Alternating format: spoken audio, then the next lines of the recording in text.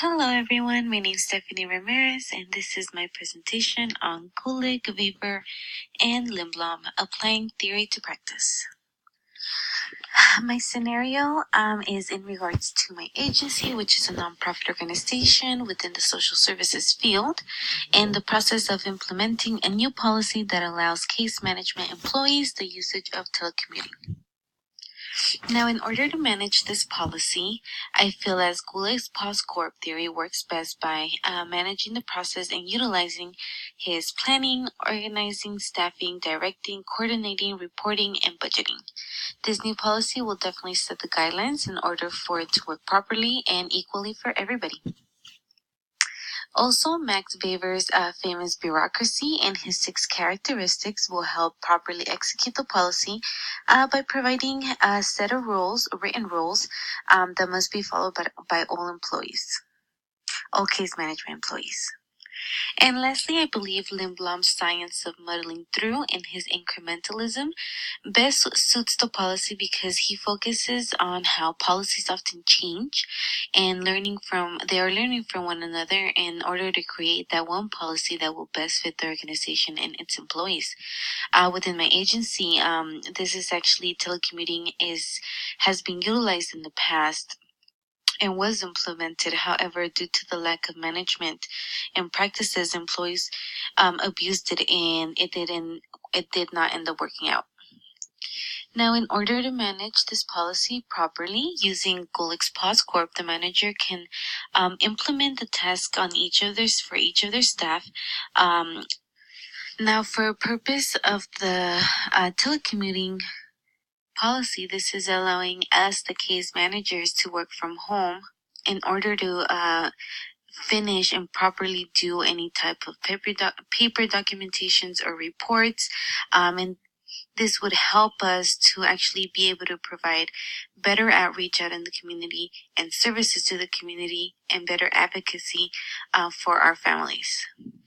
So, starting with his planning, agencies should be able to plan accordingly and create a method for their staff to use in this purpose, the telecommuting properly. And this would require us to have all monthly work up to date, nothing to be pending in order for us to get approved by the manager. The manager will also be able to have to set some goals and deadlines for us to meet in order to telecommute, and they will allow us to use a minimal of 2 times a month of telecommuting, again upon approval. With organizing, since telecommuting is upon approval, we must be able to organize and prepare all of our work that we'll be taking into the home. And again, we must be properly organized and submitted in a timely manner to the manager in order to for him to provide documentation upon to our director. For staffing, this would include all of our case management that is staffed and qualified upon experience and education.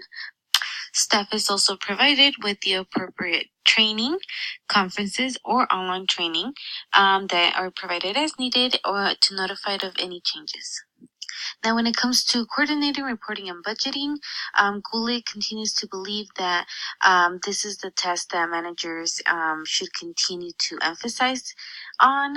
This actually will fit within my managers, within our managers, and within our directors for them to continue emphasizing on this and enforce the policies and examine the policies closely and make the changes needed in order to prevent major changes. And we also will have to be coordinating managers with employees accordingly in case we need to take an additional day of telecommuting or half a day for working from home. Now, reporting can consist of any type of improvements in the work-related doings, such as, proper documentation, again, as well as while you're out working at home. Make sure that all the reporting, if you needed to go out and do an errand or, take some personal time off, needs to be reported to the manager in order to make those changes, as they are accountable still since you're under the clock. Now the last one, Gulick talks about is budgeting. However, for my scenario, my manager does not do much of the budgeting. However, he's not really assigned to a specific budget that he needs to control. However, he contributes by informing us or the employees of the financial status, how the money is being spent within their agency, wide. Now for Weber and his 6 characteristics of bureaucracy, he defines the first one as having a hierarchy of command in order for his policy to work. We must have a strict written policy that enforces proper documentation. So in this case with the telecommuting, we are required to meet with the manager prior to approval in order to be allowed to be used the telecommuting. And going right into his second characteristic, which is managing the rules and regulations. So following the policy step by step, because telecommuting is not as easy to have control over. The only way to really manage it is by adding a step-by-step guidelines that require specific documentation to be provided and approved upon by the manager.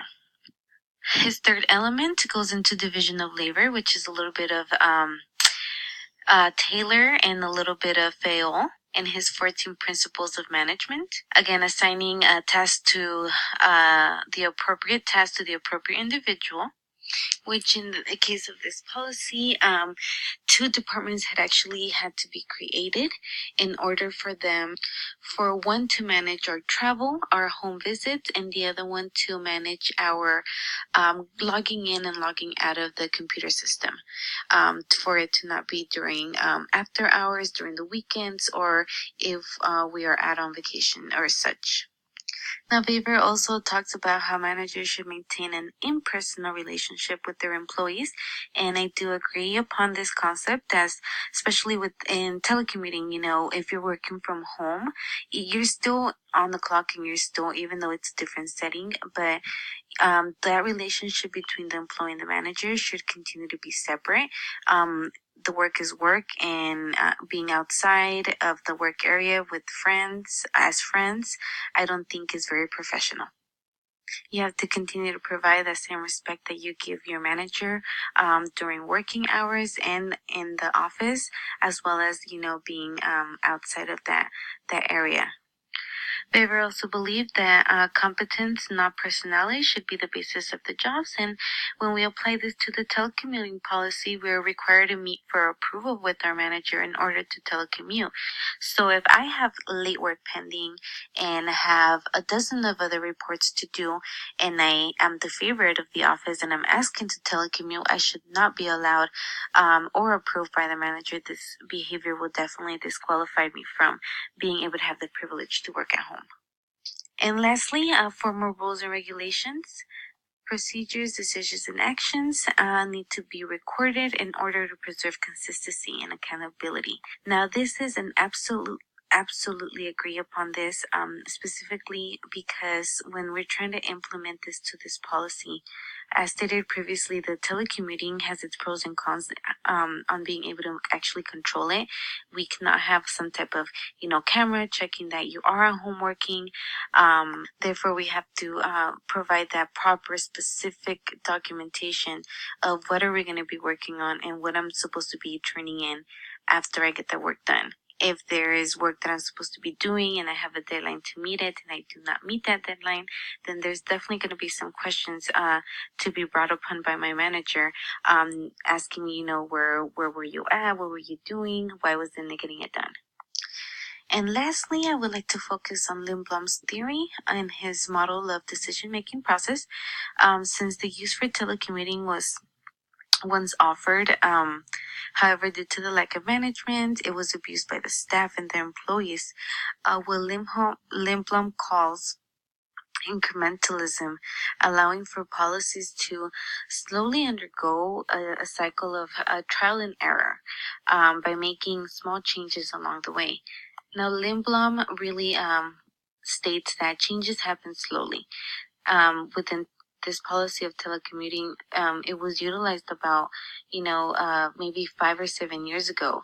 However, since it didn't work, it's taken this long for us to go ahead and give it another opportunity, another try. But making these changes to properly execute it, it's about the simpleness and the flexibility to make those changes that don't create major cost, and at the same time they cause less conflict, which we like to avoid. And in the words of Lindblom, policy is not made once and for all, it is made and remade endlessly. These are just a couple theories that I have worked along with this scenario. However, there are plenty of other theories out there that perfectly fit this scenario and can be of great contribution. I hope you enjoyed this presentation, and I'm looking forward to your comments. Thank you.